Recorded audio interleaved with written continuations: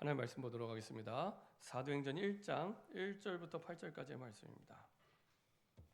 하나님 우리에게 주신 말씀은 사도행전 1장 1절부터 8절까지의 말씀입니다.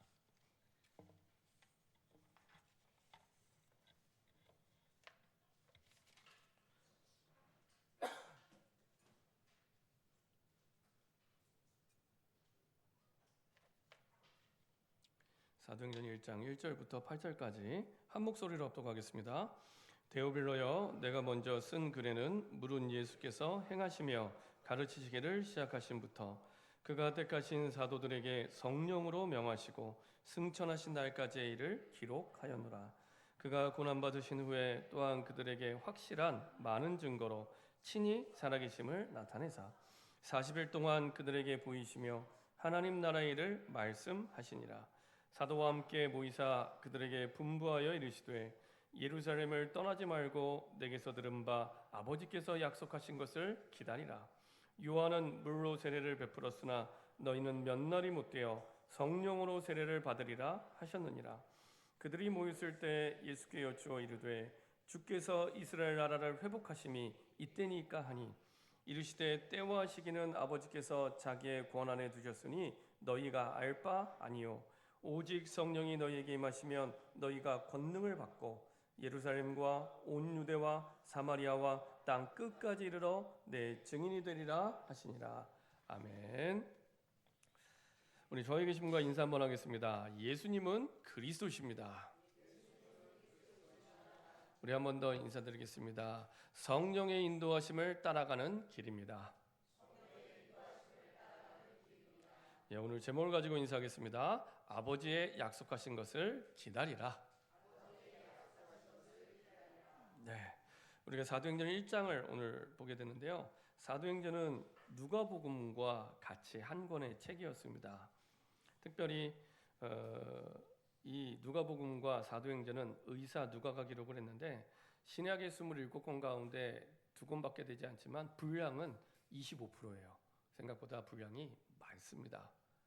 근데 이 누가의 기록을 보면 특별히 이제 사도행전 우리가 1장 1절 2절 보기 전에 누가복음을 보면 1장 1절부터 4절에 이렇게 말씀하고 있습니다. 우리 중에 이루어진 사실에 대하여 처음부터 목격자와 말씀에 일꾼된 자들이 전하여 준 그대로 내력을 저술하려고 붓을 든 사람이 많은지라. 그 모든 일은 근원부터 자세히 미루어 살핀 나도 데오빌로 각하에게 차례대로 써 보내는 것이 좋은 줄 알았노니 이는 각하가 알고 있는 바를 더 확실하게 하려 함이로라. 누가복음과 사도행전은 한 권의 책인데 왜 누가복음을 썼는지 누구에게 썼는지 정확하게 목적과 방향이 나와 있습니다. 이 누가복음 그리고 사도행전은 데오빌로에게 쓴 글이죠. 데오빌로. 아시는 것처럼 원래 이 데오빌로라는 이름은 데오스, 라틴어로 데오스, 그 다음에 뭐 필로스, 이 두 가지 말이 합쳐진 말입니다. 그래서 데오스는 하나님, 필로스는 사랑. 그래서 하나님을 사랑하는 자, 하나님을 사랑하는 자라는 뜻이 데오빌로입니다. 그래서 하나님을 사랑하는 사람, 이 데오빌로에게 의사 누가가 썼는데 특별히 1절에 보면 이렇게 표현하고 있습니다. 우리 중에 이루어진 사실에 대하여, 이루어진 사실에 대하여. 그 말은 이 누가복음과 사도행전을 쓸 때 추측해서 쓰거나 아니면은 상상해서 쓰거나 추론해서 쓰거나 풍문을 들어서 쓴 게 아니라 이루어진 사실을 썼다는 겁니다. 이루어진 사실. 예를 들면은 누가복음 24장 10절 같은 경우에 보면은 예수님의 부활 이후에 부활을 목격한 사람들의 명단이 나옵니다. 누가복음 24장 10절에 보면은 이 여자들은 막달라 마리아와 요한나와 야고보의 모친 마리아라 또 그들과 함께한 다른 여자들도 이것들을 사도들에게 알리니라. 그냥 뭐 베드로와 요한이 봤어, 사도들이 봤어 이렇게 쓸 수도 있는데 굳이 이 여자들의 이름을 쭉 써요. 막달라 마리아, 요한나, 야고보의 모친 마리아 그들과 함께한 다른 여자들도 이것을 사도들에게 알리니라. 근데 그때 당시에 이 유대인의 문화는요. 유대인은 여자들이 말한 거에 대한 증거 능력을 인정하지 않는 시대였습니다. 문화가. 그리고 사람의 숫자를 셀 때도 회당을 만들 때도 사실은 뭐 남자 10명이 모이면 회당을 만든다든지 이런 사회예요. 그럼에도 불구하고 이것을 기록을 한 거예요. 기록을 한 이유는 한 가지입니다. 본 사람이거든요. 본 사람이기 때문에 기록을 한 겁니다. 그래서 거기에 사족을 붙이지 않고 있는 그대로를 이제 기록을 하고 남긴 거죠. 사실이기 때문에 우리가 읽지 않았지만 사도행전 1장 9절부터 11절에 보면은 아까 8절까지 읽었는데요. 9절부터 11절까지 보면은 예수님이 부활 이후 40일 계시다가 이제 승천을 하시게 됩니다. 근데 승천할 때 모습을 기록에 남겼어요. 근데 그 기록에 남긴 게 9절, 10절, 11절 세 절밖에 안 됩니다. 그 말은 그 승천한 내용에 대해서 아주 심플하게 사실을 기록한 거예요. 근데 보통 일반인이 기록했으면 세 줄만 기록 안 하죠. 그 죽은 사람이 살아나서 부활을 하고 그것도 놀라운 일인데 40일을 함께 있다가 그것도 그냥 사람의 몸이 아니라 부활체. 부활체는 우리 육신도 가졌는데 이런 벽도 그냥 뚫고 왔다 갔다 하는 그런 부활체입니다. 부활체. 그래서 그렇게 나타났을 때 제자들이 깜짝 놀라서 숨잖아요. 그런 부활체로 40일을 같이 있다가 그러니까 확실한 부활을 그러면서 또 육신을 가졌기 때문에 갈릴리 바닷가에서 조반을 드시기도 하고 식사도 하시고 그렇게 40일 있다가 이제 돌아가시지 않고 또 승천하시는 거예요. 얼마나 놀랐겠습니까? 보통 사람 같으면 세 줄이 아니라 적어도 3페이지, 4페이지를 기록했겠죠. 근데 이거를 아주 심플하게 3줄로 그냥 기록을 해요. 그 말은 누가가 쓰고자 했던 의도는 그냥 사실을 쓰고 싶은 거예요.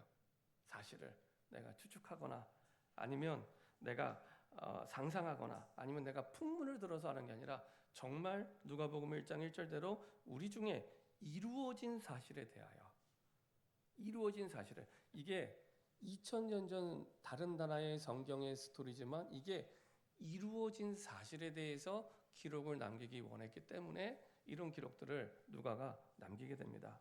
특별히 남긴 내용들을 보면 아까 말씀드린 대로 대우별로 한 사람에게 쓰는 내용이에요. 한 사람. 그 사람이 알고 있는 바를 더 확실하게 하려고 확실한 믿음을 심어주기 위해서 대우별로 한 사람을 위해서 쓴 내용입니다. 이걸 보면서 누가가 이 한 사람의 확실한 믿음, 이루어진 사실에 대해서 증인으로 그 내용을 기록하고 한 사람을 확실한 믿음 위에 세우기 위해 쓴 내용이 사실은 지금까지 모든 인류를 살리는 성경이 됐습니다. 그 말은 내가 진짜 한 사람을 내가 받은 구원과 은혜로 살리기 원하는 마음을 가지고 살리는 그 여정이 내용이 한 사람을 살리기 원했는데 그 여정이 온 인류를 살릴 수 있는 중요한 응답의 시작이 됩니다. 나는 이 한 영혼이 정말 제대로 구원을 받고 하나님 만나고 복음을 깨닫고 함께 세계복음화하는 전도제의 여정을 걸어가기 위해서 한 영혼을 두고 내가 애쓰고 힘쓰고 마음에 담고 그 여정을 가는데 그 여정이 사실은 많은 사람을 살리는 온 인류를 살리는 237 나라와 5천 종족을 살리는 여정이 됩니다. 여기서 세계복음화가 시작되는 거죠. 그래서 세계복음화로 해서 거창하거나 힘들게 하거나 어렵게 하는 것이 아니라 내가 진짜 한 사람 내 현장에는 이 사람 진짜 복음이 필요한데 라는 그 한 사람을 살리고자 하는 그 중심과 여정이 두 번째 사람, 세 번째 사람을 살리는 여정이 되고요.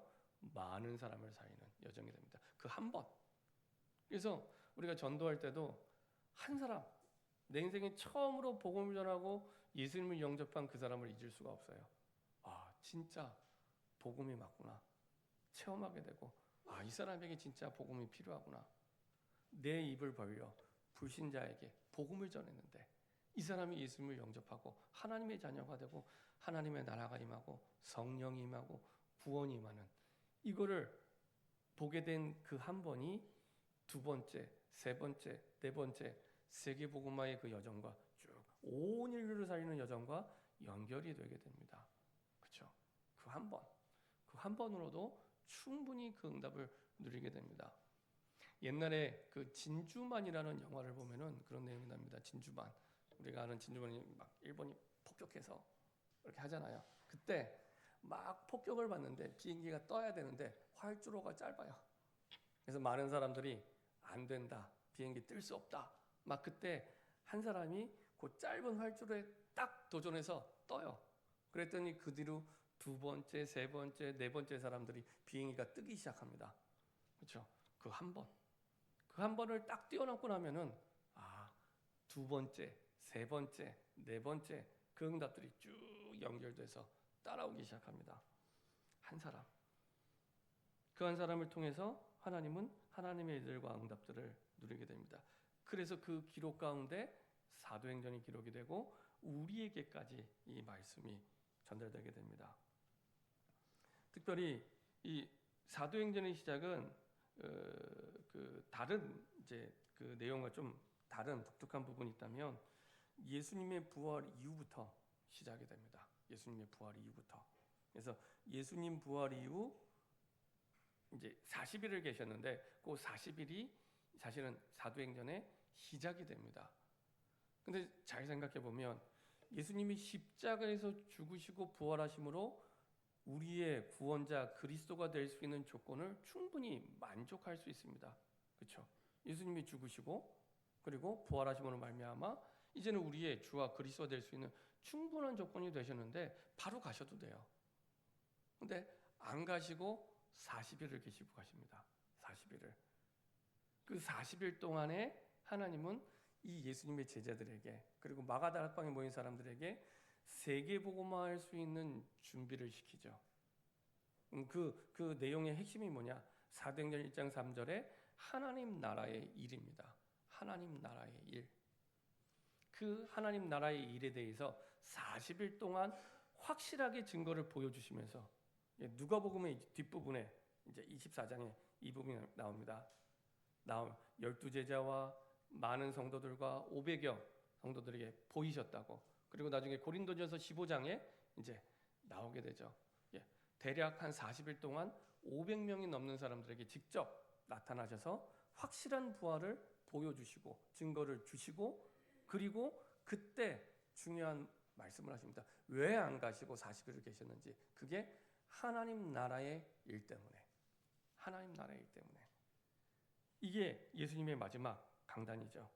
그 하나님 나라의 일을 말씀하시면서 제자들과 마가다락방에 모인 70인 제자들 120명에게 세계복음화할 수 있는 준비를 하게 하십니다. 그래서 초대교회가 먼저 갖출 두 가지를 하나님이 준비하게 하세요. 그 첫 번째가 나가서 세계복음화 하면 되는데 세계복음화가 시급하니까. 근데 그렇게 말씀 안 하시고 성령을 받으라고 먼저 말씀하십니다. 그래서 사도행전 1장 1절 2절 데오빌로 한 사람을 통해 비전을 다시 한번 깨닫고 전달하게 하시고 사도행전 1장 3절 하나님의 나라의 일을 말씀하시면서 성령을 받으라고. 그리고 성령 받은 그 사람들이 이제는 제자 삼으라고. 이 두 가지 하나님의 나라의 일을 위한 두 가지를 말씀합니다. 이거는 교회가 꼭 해야 될 두 가지입니다. 성령 받으라. 성령의 충만함을 받으라. 그리고 제자 삼아라. 그리고 우리 개인이 꼭 해야 될 인생의 사명이기도 합니다. 성령 받아라. 그리고 그 힘 가지고 제자 삼아라. 많은 사람들이 일을 많이 하면 지치고 번아웃 된다고 얘기를 합니다. 근데 그렇지 않습니다.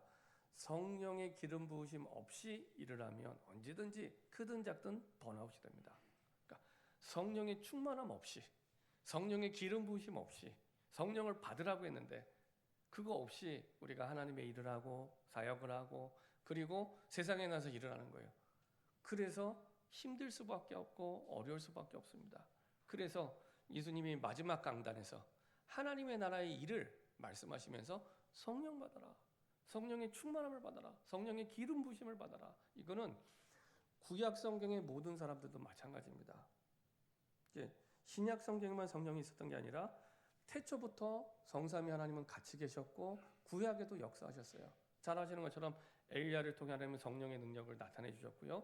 이 비밀을 알고 있던 엘리사는 열왕기하 2장 9절부터 11절에 당신에게 역사하는 그 갑절의 영감을 내게 달라고, 그 성령의 능력을 달라고, 성령의 기름 부음을 있게 달라고 구합니다. 그리고 그대로 하나님은 엘리사에게 그 능력을 부어주시죠. 성령의 기름 부음을 있게 하시죠. 그래서 구약에도 역시 마찬가지로 하나님의 일을 했던 하나님의 중요한 응답을 전달했던 모든 사람들은 성령의 능력으로 말미암아 그 일을 하게 되죠. 잘 아시는 것처럼 다윗도 마찬가지입니다. 다윗도 사무엘상 16장 13절에 보면은 사무엘을 통해 기름 부음을 받게 됩니다. 그래서 다윗의 인생은 성령의 기름 부음 받은 인생 이전과 이후로 나누어지게 됩니다. 그래서 성경을 잘 보면 우리가 잘 아는 다윗을 통해 하나님이 역사하신 그 능력과 증거들은 전부 성령의 기름 부으심 이후에 나타나요. 사무엘상 16장 23절에 보면은 그 다윗이 찬양할 때 악신이 떠나갑니다. 매주 이제 그 우리 모든 예배 마치고 나서 저녁에 우리 파랑새 공원에서 찬양 전도하면서 찬양하는데 그때 이제 붙잡은 약속의 말씀이 하나님 우리가 찬양할 때 이 지역의 역사는 흑암이 무너지게 하여 주옵소서 이렇게 기도하면서 찬양하거든요.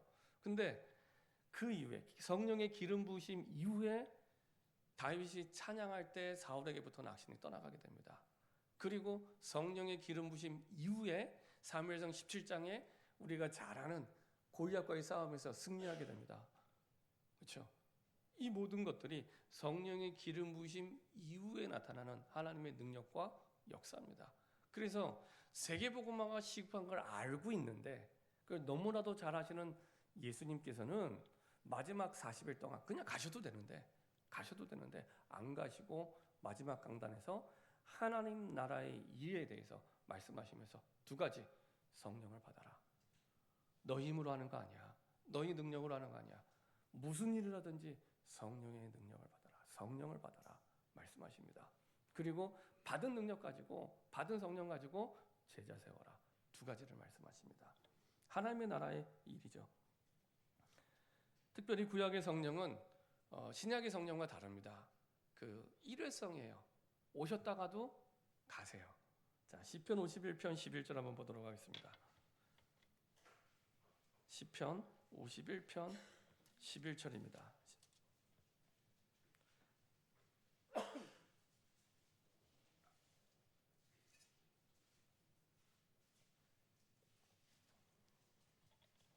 지난주는 우리가 10절을 봤는데요. 11절 다윗이 고백한 내용입니다. 시편 51편 11절 같이 합독하겠습니다. 나를 주 앞에서 쫓아내지 마시며 주의 성령을 내게서 거두지 마소서. 왜 이런 고백을 했을까요? 다윗은 봤어요. 사울 왕에게 성령이 임했을 때 하나님의 능력으로 나라를 다스리고 전쟁에서 이기고 그 능력을 받는데 나중에 이 사울의 불순종과 불신앙 때문에 하나님의 영이 떠납니다. 결국에는 무당 찾아가고요. 정신이 돌게 되고요. 비참하게 왕의 생애를 마치게 돼요. 이 성령이 떠나간 거예요. 떠나갔을 때 어떻게 되는지를 봤어요. 그렇기 때문에 다윗은 이 고백을 합니다. 나를 주 앞에서 쫓아내지 마시며 주의 성령을 내게서 거두지 마소서. 구약의 성령은 오셨다가 가시는 이런 성령입니다. 자, 근데 신약의 성령은 다릅니다. 말세 시대를 사는 성령은 또 다릅니다. 자, 요한복음 14장 16절 예수님이 성령에 대해서 주신 말씀이죠. 요한복음 14장 16절입니다.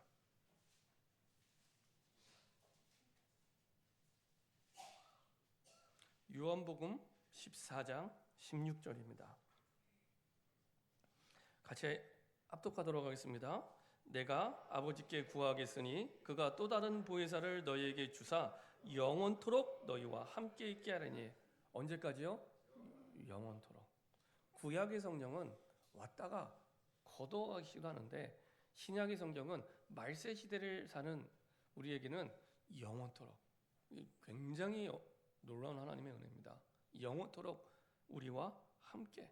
한 번 임한 성령은 영원토록 우리와 함께 있으겠다고 약속을 우리에게 해주셨죠. 우리에게 와 있는 성령은, 신약의 성령은 이런 성령이죠. 그래서 우리에게 성령의 충만함을 통해 하나님의 사실은 구원 사역과 제자 사역을 할 수 있도록 능력을 주시고 인도해 주십니다. 그래서 세계 복음화를 해야 될 제자들에게 정말로 양을 이리에게 보낸 것과 같은 그런 세상에 나가기 전에 먼저 가장 중요하게 무장을 하는데 성령을 받으라. 성령을 받으라. 성령의 충만함을 받으라. 그 말씀을 하시고 계십니다. 그리고 그 힘, 그 능력을 가지고 제자 삼아라. 이 말씀을 하고 계십니다. 그래서 성령의 능력으로 말미암아 이 응답을 누리고 전달할 수 있도록. 자, 그럼 이 성령을 어떻게 받으면 되겠습니까? 4절, 5절 나타났습니다. 같이 한 목소리 합독하겠습니다. 사도행전 1장 4절 5절입니다. 사도와 함께 모이사 그들에게 분부하여 이르시되 예루살렘을 떠나지 말고 내게서 들은 바 아버지께서 약속하신 것을 기다리라. 요한은 물로 세례를 베풀었으나 너희는 몇 날이 못되어 성령으로 세례를 받으리라 하셨느니라. 자, 마지막 강단을 말씀하시면서 실천사항을 딱 한 개 말씀하세요. 여러 가지 말씀을 하셨지만은 실천사항 한 가지 말씀하세요. 그게 뭐냐? 기다리라. 기다리랍니다. 기다리라. 사실은 이게 액션을 취하는 것보다 훨씬 어려워요. 훨씬 어려워요. 사실 지금 이 제자들은 기다리기가 힘든 어려운 상태입니다. 왜냐하면 아까 말씀드렸죠. 엄청난 예수님의 죽으심과 부활을 봤는데 그분이 계속 계실 줄 알았는데 가셨어요. 40일 만에. 그것도 예루살렘에서. 근데 예루살렘이 어떤 현장입니까? 예수님의 피를 뿌린 현장입니다. 예수님 피를 뿌린 골고다 언덕에 있는 피를 뿌린 그 현장이에요. 그 지역이에요. 제자들의 고향은 어디입니까? 갈릴리. 한참 떨어진 갈릴리. 그 예루살렘에 예수님의 피를 뿌린 현장. 예수님도 지금 사라지고 없는데 계속 있고 싶을까요? 안 있고 싶어요? 있고 싶지 않죠. 어찌 보면 굉장히 혐오스러울 수도 있고 피하고 싶고 생각하고 싶지 않고 뭐 예수님도 가버리셨는데 다시 고향 앞으로 가고 싶은 그런 마음을 아시고 예수님이 말씀하시죠.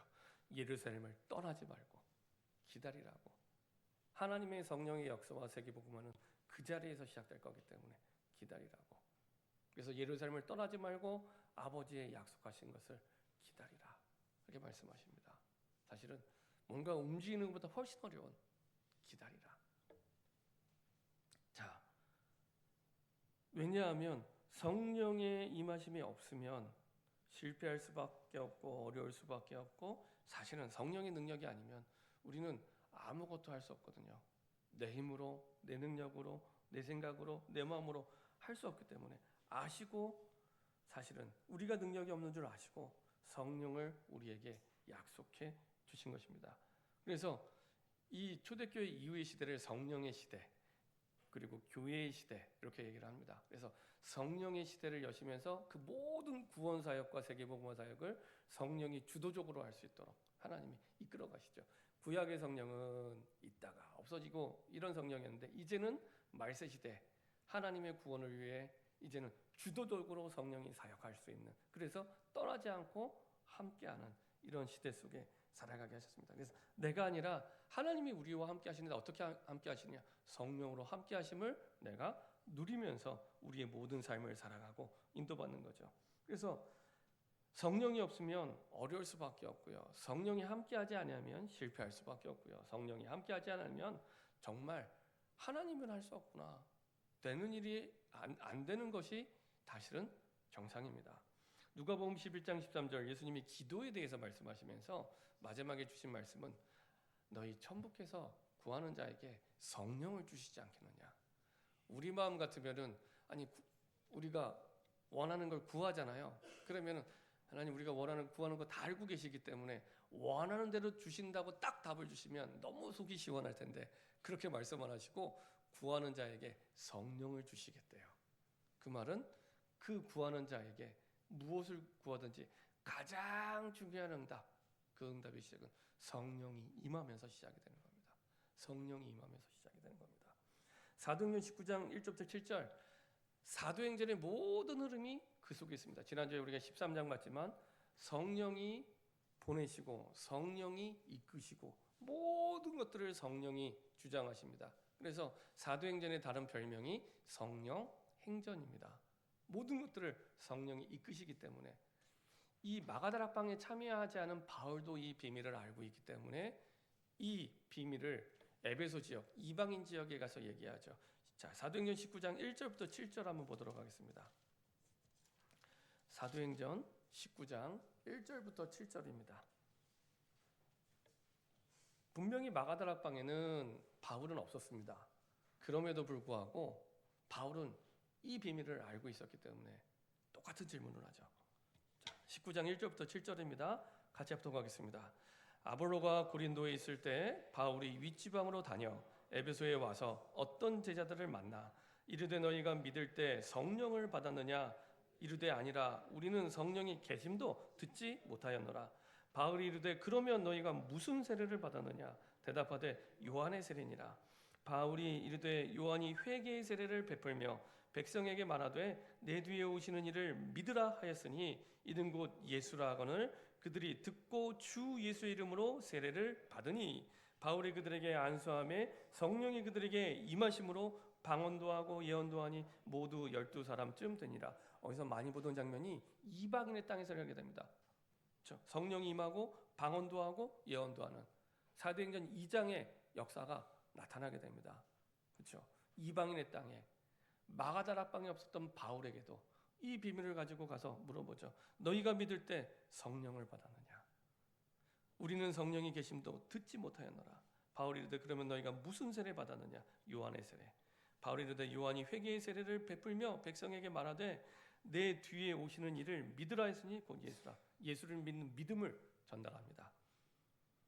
그때 그 사람들이 그것을 받고 주 예수의 이름으로 세례를 받는데 이때 성령이 임하게 됩니다. 그리고 사도행전 2장에 나타난 역사가 나타나게 되죠. 방언도 하고 예언도 하고 그리고 나서 사도행전 19장 8절부터 10절 하나님이 말씀 운동을 본격적으로 시작하게 하시고 복음 운동을 본격적으로 시작하게 하십니다. 그리고 여기에서 바울이 3차 전도 여행인데요. 1차, 2차, 3차 가운데 가장 큰 응답 바울의 전도 여행 가운데 가장 큰 응답의 클라이막스가 이때입니다. 그게 뭐냐? 한 지역 전체가 복음화가 된 거예요. 소아시아 전체가 복음화가 된 거예요. 이게 뭐와 연결되냐? 이제 세계 복음화의 확신과 연결됩니다. 그래서 우리가 잘 아는 사도행전 19장 21절에 믿음을 고백하게 됩니다. 이 일이 있은 후에 이게 어떤 일이냐? 사도행전 19장 8절에서 10절의 일, 소아시아 지역 전체 복음이 듣게 된 복음화의 일, 그 일이 있은 후에 바울이 마게도냐와 아가야를 거쳐 예루살렘에 가기로 작정하여 확신했다는 얘기죠. 예루살렘에 가면 내가 포박당하고 어려움 당할 줄 알고 있는데 확신했다는 얘기입니다. 이르되 내가 거기에 갔다가 후에 로마도 보아야리라. 지난주에 말씀드린 대로 내 인생의 여정이 사도행전 9장 15절 내가 처음 예수님을 영접하고 회심할 때 주셨던 그 약속 안에 내 인생의 여정이 있구나. 더 크게 보면 사도행전 1장 8절 예루살렘에서 시작된 그 복음이 이제는 나를 통해 로마서 15장에는 서바나까지 땅끝까지 전달되는 그 여정 속에 있구나 확신하게 됩니다. 자, 이런 응답들이 시작되는 그 첫 시작, 성령이 임할 때, 성령을 받을 때, 성령의 기름 부음이 있을 때 가능해지죠. 사도행전 10장 38절 베드로가 이방인에게 설교하면서 예수님의 사역에 대해서 말씀하시고 본인의 사역에 대해서도 얘기를 합니다. 자, 10장 38절 한번 보도록 하겠습니다. 사도행전 10장 38절입니다. 우리가 사도행전을 성령행전이라고 말씀을 하고 있는데요. 자, 사도행전 10장 38절입니다. 예수님도 자기 자신도 어떻게 인도받았는지 38절 같이 합독하도록 하겠습니다. 하나님이 나사렛 예수에게 성령과 능력을 기름 붓듯 하셨으며 그가 두루 다니시며 선한 일을 행하시고 마귀에게 눌린 모든 사람을 고치셨으니 이는 하나님이 함께 하셨습니다. 그렇죠? 예수님도 우리의 모델 되신 예수님도 공생을 사시면서 그 사역을 하실 때 비둘기 같은 성령이 임하고 공생애가 시작이 됩니다. 성령이 임하고 그리고 그 능력으로 사역을 하고 왜 그렇게 하셨을까요? 예수님은 하나님이신데 우리의 모델, 우리가 그렇게 하는 거죠.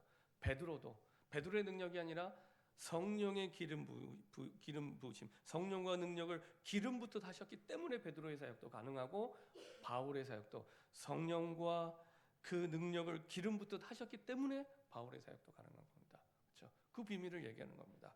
우리가 우리 힘으로 하는 게 아니라 성령의 능력으로. 그래서 모든 것을 하기 전에 성령을 받으라. 성령을 받으라. 그렇죠? 그래서 그것을 위해 기다리는 겁니다. 진짜 예수의 이름을 믿고 기다리는 겁니다. 아, 성령님이 이런 분이구나. 성령님이 나에게 이렇게 힘을 주실 수 있구나. 그 존재를 믿고 내가 예수 이름으로 구할 때 하나님은 그 사모하는 마음 속에 반드시 성령을 허락해 주십니다. 특별하게 뭘 해서가 아니라 정말로 세계복음화를 해야 될 한 영혼을 살기 원하는 그 사람에게 반드시 성령은 임하게 됩니다. 그렇죠? 그래서 성령의 부으심을 통해서 하나님의 사역들이 이루어지고 모든 사역의 원동력, 우리의 모든 삶의 원동력이 됩니다. 그래서 우리가 증인이 되게 되죠. 사도행 1장 8절에 증인이 되리라는 말씀은 예수님이 부탁하신 그 마지막 사역의 관점에서 보면은 제자 삼으라는 말씀입니다. 네가 증인이 돼서 또 다른 증인이 세워질 수 있도록, 네가 제자 되고 또 다른 제자를 세울 수 있도록 제자 삼으라. 그래서 마태복음 28장 19절 예수님이 말씀하시죠. 예수님이 마지막에 대사명을 말씀하십니다. 교회와 우리 인생이 주시는 큰 사명. 그러므로 너희는 가서 모든 민족을 제자로 삼아 아버지와 아들과 성령의 이름으로 세례를 베풀고. 이것이 사도행전을 통해 이루어졌고 바울의 여정을 통해 이루어졌죠. 그래서 하나님의 사역과 일들이 이 속에서 이루어지게 됩니다. 내가 구원받았다면 이제 남도 구원받도록 하나님 이것 때문에 능력을 약속해 주셨고 평안을 약속해 주셨습니다. 그것도 절대 능력, 그것도 절대 평안, 하나님이 주시는. 어느 정도 평안이냐? 사도행전 16장 25절을 보면은 바울과 실라가 전도 때문에 감옥에 갇히게 됩니다. 안 갈 수 있는데, 이건 단순히 감옥 간다 안 간다가 아니라 감옥 간다 이꼬로 죽을 수도 있겠구나, 그런 시대입니다. 그냥 내가 감옥을 간다 이게 아니라 지금 계속 사도행전을 통해 핍박의 여정을 받잖아요. 그래서 내가 감옥에 간다는 건 두들겨 맞고 그 다음에 핍박을 받다가 죽을 수도 있구나, 이것이 각오가 돼야 갈 수 있는 겁니다. 근데 분명히 바울은 로마의 시민권이 있었어요.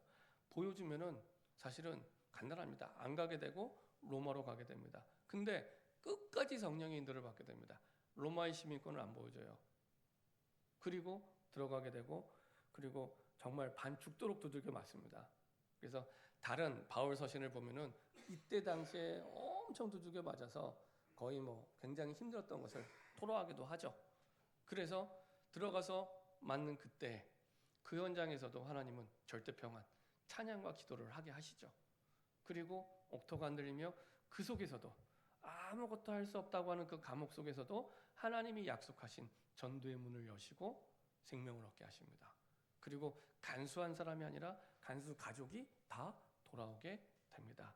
이 모든 사역들이 바울이 훌륭하고 바나바가 훌륭해서가 아니라, 바울과 실라가 훌륭해서가 아니라 성령의 능력으로 내 한계를 뛰어넘어 인도받는 여정이 되게 됩니다. 그래서 그 약속을 따라 상상치도 못할 일들을 사도행전을 통해서 계속 보여주세요. 그래서 성령이 어떻게 쭉 이끌어 가시는지 이걸 보게 됩니다. 지금도 마찬가지입니다. 말세 시대를 사는 우리에게 지금도 우리의 모든 사역들, 일들을 성령이 주도적으로 하는 성령의 시대입니다. 그래서 우리가 먼저 성령을 받을 때, 성령의 기름 부음이 있을 때, 이제는 내가 하는 것이 아니라 성령의 능력으로 증인으로 서게 되고, 성령의 능력으로 제자 삼게 되고, 내가 제자 되고 제자 삼게 되는 일들과 응답을 누리게 됩니다. 많은 분들이 얘기합니다. 아유, 내가 구원받는 것도 감사한데 무슨 내가 뭐 매주 예배 나오는 것도 뭐 겨우 나오고 벅찬데 무슨 내가 제자가 되고 제자를 삼는, 이거는 어디 먼 딴 나라 별나라 얘기처럼 이렇게 생각하잖아요. 그렇게 생각을 안 하셔도 괜찮은 것은 우리와 똑같은 성정을 가진 사람들도 그 사역을 했다는 거예요. 그거는 그 사람들이 뛰어나서가 아니라, 뛰어나서 했으면, 뛰어나서 했다고 성경이 기록하고 있으면 우리는 할 수가 없어요. 뛰어난 사람만 할 수 있는 거예요. 그게 아니라 누구든지 성령의 부으심이 있으면, 성령의 기름 부으심이 있으면, 성령이 임하게 되면 가능하다는 얘기입니다. 그렇죠? 나를 넘어서서 그 응답 속에 하나님이 그 여정 속에 인도하고 계시죠. 이렇게 성령의 부으심과 성령의 충만함을 얻게 되면 먼저 갖춰야 될 것 갖추게 하시죠. 그래서 하나님께서는 성령의 부으심과 그리고 제자 세우는 것을 위해서 먼저 그리스도를 깨닫게 하세요. 이전에 알던 그리스도와 성령의 부으심을 깨닫고 알 그리스도가 달라요. 그리스도에 대한 그 가치가 달라집니다. 그렇죠? 우리가 오늘 보았던 사도행전 1장 1절 2절 보면은 이렇게 말씀하고 있습니다. 데오빌로여 내가 먼저 쓴 글, 이거는 누가복음을 얘기하는데요. 무릇 예수께서 행하시며 가르치기를, 예수님이 행하시고 가르치신 내용이 복음의 총체입니다. 복음의 총체. 복음의 모든 내용이 이 예수님이 행하시고 가르치신 내용입니다. 그럼 그 행하시고 가르치신 내용의 핵심이 뭐냐? 이 땅에 오셔서 그리스도의 일을 하시고 그리스도임을 나타내신 겁니다. 이게 예수님이 이 땅에 오셔서 누가복음을 통해 하신 그 내용입니다. 그래서 예수가 그리스도라는 그 내용을 우리가 복음이라고 얘기하는 것은 예수님이 이 땅에 오셔서 행하시고 가르치신 그 내용의 핵심이 그리스도로서 하신 내용입니다. 그래서 복음의 총체, 복음의 내용이다 이렇게 얘기합니다. 이게 새롭게 깨달아지고 그래서 그리스도가 모든 것이구나. 그리스도 안에 다 있구나. 그리스도가 세상을 살릴 복음이 맞구나라고 확인을 하게 되는 거죠. 이전에 알던 복음이 아니라 그리스도가 나의 오직으로, 오직의 복음으로 붙잡게 됩니다. 이전에 알았던 틀린 복음, 이상한 복음, 비슷한 복음, 섞인 복음이 아니라 그리스도가 나의 오직의 복음으로 깨달아지기 시작합니다. 이게 사도행전에 붙잡은 그리스도의 복음입니다. 다르죠. 그리고 그 그리스도의 복음을 오직으로 내가 발견하고 붙잡았을 때 그 자리는 예수님의 피를 뿌린 그 현장은 응답의 현장이 되는 겁니다. 피하고 싶은 현장이었고 협응의 현장이었고 다른 곳 가고 싶었던 예수님의 피를 뿌린 골고다가 있는 그 예루살렘의 그 현장이, 어려움의 그 현장이, 핍박받던 그 현장이 응답의 현장으로 바뀌게 됩니다. 그것이 우리의 가정이 됐든 직장이 됐든 어느 현장이 됐든, 그렇죠? 하나님의 나라가 임하게 되는 겁니다. 하나님의 왕국, 왕 되신 하나님이 통치하시는 하나님의 나라가 임하게 되는 겁니다. 그리고 그 속에서 하나님은 재창조의 역사를 그 증인의 발걸음을 통해 하게 하시죠. 복음이 전파되기 위해서 아무것도 없는 현장에 새롭게 하나님의 나라를 세워가시면서 모든 걸 새롭게 하셔요. 마음을 새롭게 하시고 생각을 새롭게 하시고 그 속에서 새로운 응답을 보게 하시고 그 속에서 새로운 응답들이 현실에 나타나지고 이제는 세워지게 되죠. 이렇게 무에서 유를 창조하는 재창조의 역사가 증인의 발걸음을 통해 성령의 인도하심을 따라 나타나게 됩니다. 그래서 증인의 역사로 땅 끝까지 하나님은 그 응답을 전달하도록 부르셨죠. 이게 하나님 나라의 일입니다. 하나님 나라의 일. 마지막 40일 동안 부탁했던, 그냥 가셔도 되는데 부탁했던 하나님 나라의 일. 그래서 성령을 받으라. 네 힘으로 하지 말고 네 것까지 하지 말고 성령을 받으라. 그리고 받은 성령 가지고 증인으로 서서 제자 삼아라. 그렇죠? 결론입니다. 그래서 우리가 해야 될 일은 하나님을 향하여 집중할 때, 예수 이름을 믿는 믿음으로 하나님을 향하여 집중할 때 아버지의 약속하신 것을 기다리면 됩니다. 그러면 그 속에서 하나님은 우리의 모든 것들을 성령의 부으심으로 말미암아 이끄시고 인도하시고 세우시고 그리고 전달하게 하시고 새로운 재창조의 역사를 이루어 가실 줄 믿습니다. 그래서 하루하루 우리의 매일의 삶이 하나님과 함께하는, 성령과 동행하는 밤 시간이 될 수 있도록, 그때 하루 동안 살았던 모든 것들에 대한 답을 발견하고 내 삶이 다시 잠들기 전에 치유받고, 그리고 내가 또 낙심해서 잠자리에 들어가는 것이 아니라 새 힘을 얻고 잠자리에 들어가고 내일을 준비할 수 있도록, 그래서 하루에 한 번은 내가 멈추고 안식일의 축복, 깊은 기도의 밤이 될 수 있도록, 그리고 또 내일을 준비하는 겁니다. 그리고 맞이하는 아침은 다른 아침이 됩니다. 다른 아침이 됩니다.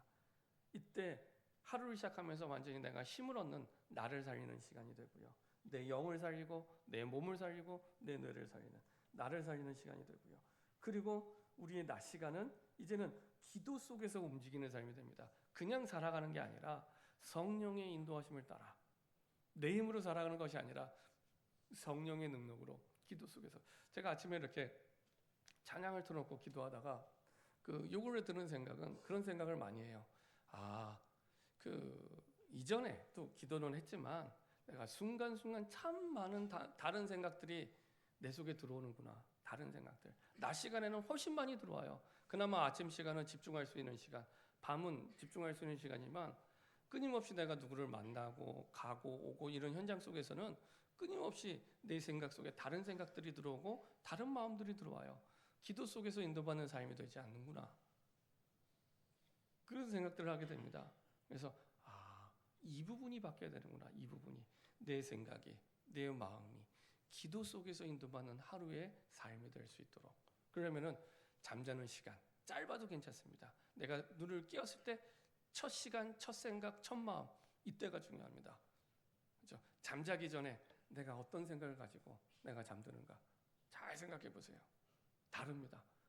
내가 성령의 충만함을 받고 드는 잠과 피곤해서 쓰러져 자는 잠과 다릅니다. 짧아도 괜찮습니다. 1분도 괜찮아요. 자기 전에 다시 한번 그리스도를 고백하고 내게 성령이 임하게 달라고 약속하셨으니까 안 주시면 불법이에요. 안 주시면 불법입니다. 그렇죠? 주셔야 돼요.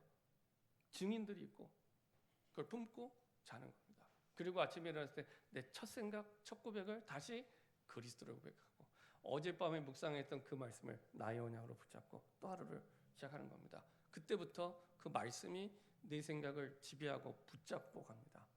그때 성령의 인도하심을 누리게 되고 받게 됩니다. 그래서 여러분들이 내가 할 수 있는 부분부터 짧게 내가 잠자는 시간, 깨는 시간 실제로 시작하시기 바랍니다. 그러면 다른 시작이 되는 것을 낮 시간 동안에 느끼게 됩니다. 이렇게 성령의 기름 부으심과 또 마지막 하나님 나라 일 속에 부탁하신 제자 삼는 일이 우리의 삶의 중요한 사역이 되고 기준이 되길 소원합니다. 기도하겠습니다. 주님 감사드립니다. 우리가 모든 일 이전에 성령의 기름 부으심을 약속하신 대로 아버지의 약속을 기다리게 하여 주옵소서. 하나님 주신 성령의 능력으로 인도받게 하시고 그 힘으로 삶을 살아가게 하여 주옵소서. 그래서 주신 성령의 능력으로 증인으로 서게 하시고 또 다른 증인을 세우며 또 다른 제자를 삼는 주님이 원하시는 하나님의 나라의 일을 우리의 삶을 통해 이루어 주옵소서. 감사드리며 예수 그리스도의 이름으로 기도합니다.